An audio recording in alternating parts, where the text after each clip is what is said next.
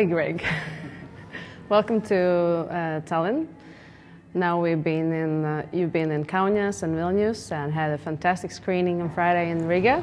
How are you feeling after? I'm feeling really good. I love traveling. I love coming to new countries and meeting people like you, hanging out, getting to... I think that's how you really grow as an artist.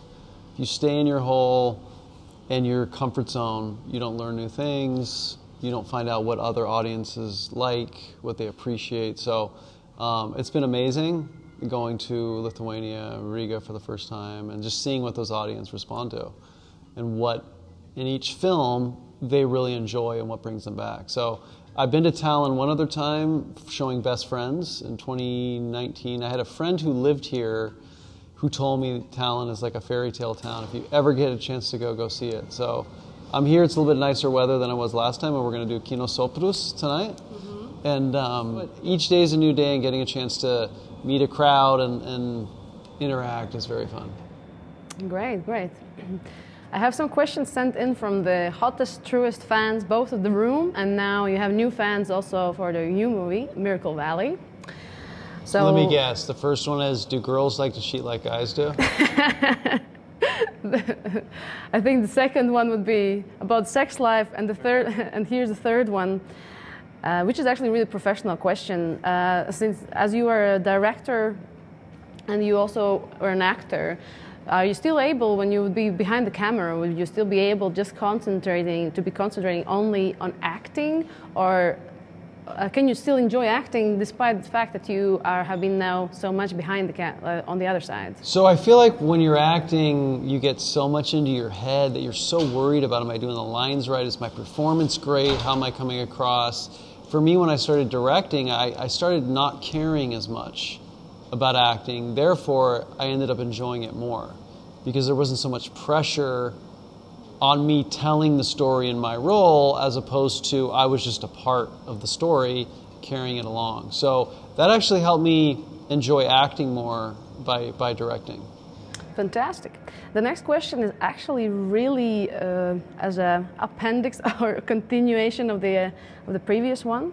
Which part of the process you like the best for filmmaking? You know, starting from prepping and then shooting, then the editing. What that gives you like this electricity feeling? I enjoy the process of creating. I think writing the story, envisioning it is the most fun. You can do it anywhere. You can do it on a plane. You can do it in a coffee shop. You can do it at 4 o'clock in the morning in your bed as you're sleeping. The story is coming to you. That, to me, is the most enjoyable process. Because once you start filming and bringing all that technical, work into it, it definitely becomes more challenging. But when you're writing the story, the world is completely open. And it's just so much fun to be in that zone where you're creating a world that you can bring to life. If you had a chance to go back in time in your career, what would you do different? Wink, wink. There's not really much you can do different because you got to look at where you're at now and how you feel about yourself and your work and what you want to create going forward. We all have goals and dreams and ideas of projects we want to make, and we can't make those until we start our path, And I think a lot of times people are scared to take a leap, to take a chance, because it's not what they want right away. I think a lot of times people think they should be given the projects they want and the work they want right away without having to do anything for it. So we all have to take steps, make mistakes, quote unquote, make mistakes.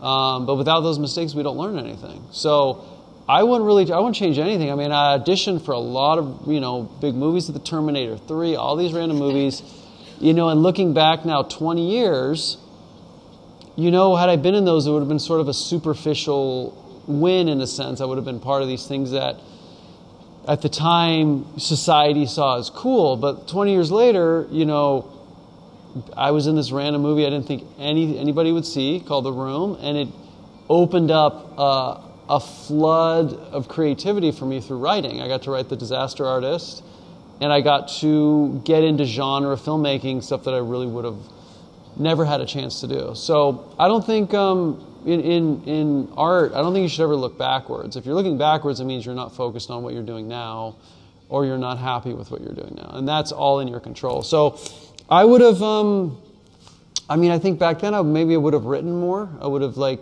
believed in myself a little bit more, taken some classes in writing, or just strengthen your craft as you go along. Because if you're not making projects you want to make, then maybe just start writing more, because the more you write, the better you get. So I would have maybe taken control of what I was doing earlier. So would that be your suggestion to new filmmakers, like in one sentence, to be more brave and just... Yeah, if you're wasting your time thinking about what you're not doing, then there's your answer. I think you should be enjoying each day, whether you're working for a project that you think is legit or not. Start creating your own work. I mean, we got a chance to go to your concert, and that was amazing, and it was something I think you could see the passion you had for it, the organization you had for it. When you keep doing that, people will follow. If you don't do that and you wait for somebody to come to you and put that on, more than likely people aren't gonna do that. So, but the fact that you were a leader and put that on, that's what I think more people should be doing. They should be creating things. You should be if you're an artist, put an art gallery in a hotel, get people in, get your work out there, and your concert was great. You could see you enjoyed it, and you could see that. Thanks. Yeah. So I think that's the thing is nowadays you take control of your work. Next question is sort of really blends in this what you just said, because the screenings that you do have some certain audience that come to it. The Room fans, they know you through The Room, and they just maybe didn't even have an idea that you are directing something. So since you've had so many screenings with this type of audience, how do you feel about, what do you think about the future? Is there a possibility to somehow create that sort of audience on purpose? Or that, I guess that's a more precise question. Can you create a certain thing to have this much fun with the audience? Yeah, it's tricky. I think it's got to be something authentic that just sort of hooks a crowd. It's hard to put your finger on it, how to do it on purpose. I think you have to go out and make films that you're passionate about, and you hope audiences connect to them. Not every time. I mean, you look at some of these actors that I loved growing up. Harrison Ford's been making movies for 40-something years.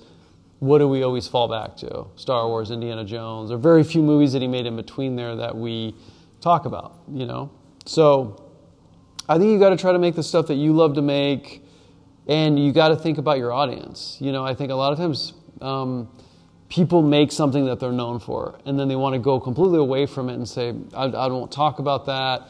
This is my new stuff. But you got to reward your crowd for supporting you. So you can still, I think, make new projects and take new risks of things that you're interested in, but you should always be thinking about your audience and what is going to entertain them, because you're literally putting on a show for the people who want to see you, and you got to make sure you're thinking of those things.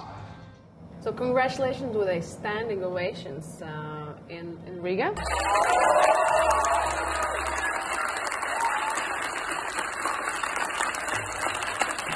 I experienced that first time, and how did it make you feel? Because you talk about appreciating the audience, and I think that's the best example of when you appreciate the audience really appreciates you taking time, coming over there, being just really yourself, sharing your truth, and you really give the impression of very honest person. And I think that was the reason why there were standing ovations, not only because of the screenings and the Room classic, of course, with people chanting the lines and everything, but it was something else. And yeah, congratulations is one, and the second one, how did it make you feel that? Oh, Riga was tremendous. The people were so much fun. They came dressed up in costumes. The theater, was absolutely incredible. The size, the sound of it. That, I think, was the biggest reward, is getting to show something you've worked on in such a beautiful venue in another country with that many people appreciating it and cheering and laughing, and just getting to spend that time was really fun. And getting to, again, the quality of the theaters here are really impressive. Between Vilnius, Kaunas and Riga, now talent. It's just, they love cinema, and you can tell. I mean, it's just, there's no greater reward than seeing whatever work you've done on such a big screen and with such great sound and people laughing and cheering throughout it. That's really what you work for. I mean, everything else, you can't really control, but the reward of showing your work in that type of environment is what you work for. With your extensive experience with fans and fan events, have you considered crowdfunding as a basis for your next project or projects? Like setting up a system like Kevin Smith with podcasts and everything, trying to make it into like a functional ecosystem for horror fans?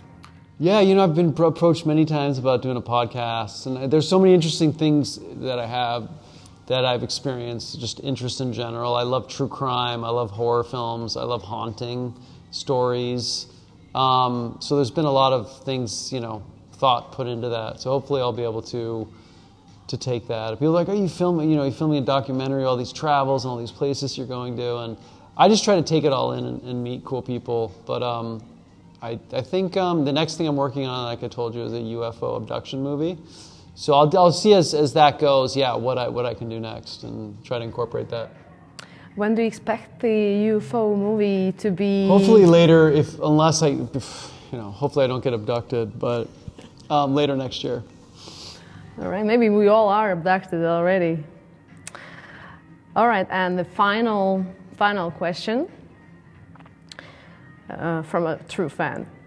How many times actually you've seen The Room from the beginning until the end? And honestly, haven't you gotten tired of it, or for all this story, or haven't you get tired of seeing it? So I don't really watch The Room. I've seen it maybe total 7 times, and a lot of that's been with the crowd with the microphone talking about the movie. So I don't really watch it. I'm usually either hanging out with friends or gone, or and then I always enjoy meeting new people, talking about their experience discovering The Room. How many people have become married, have like gotten together because of the film, and to me, that's what was so important with movies like Back to the Future and all that. Growing up with my brother, we would quote it and talk about it. So that is always rewarding. I mean, anytime people come to you and say, your movie did this for me, or your book, changed the way I saw friendship, or changed the way I wanted to approach my dream. I think, so I don't think of that way like, oh man, I'm so tired of this movie. If I watched it more often, probably, but my mind's always elsewhere. I'm always doing other things, writing, meeting people, traveling. So I'm always thinking ahead and moving forward. So one more question. This is from me this time, because it has to be one stupid question, of course. And this is a very, very, very evil question because it's very unfair. But occasion, which movie you would take on an inhabited island, and that would be the only movie you would be able to see for the rest of your life? I'd probably choose Back to the Future. Which part? Part one. Part one. I think it's just a movie that is uplifting and it's creative, and it gets you thinking about your own life, and therefore, with that imagination, the movie is very rewatchable.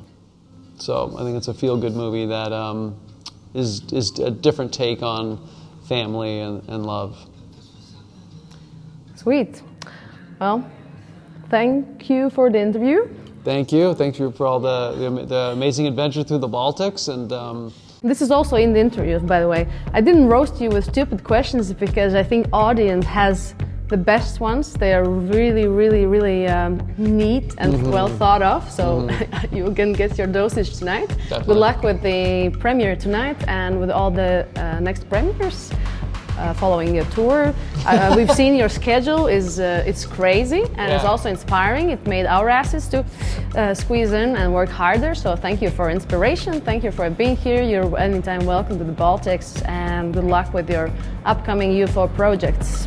Many UFO projects. There's gonna be many. Thank you. Yeah, thank you.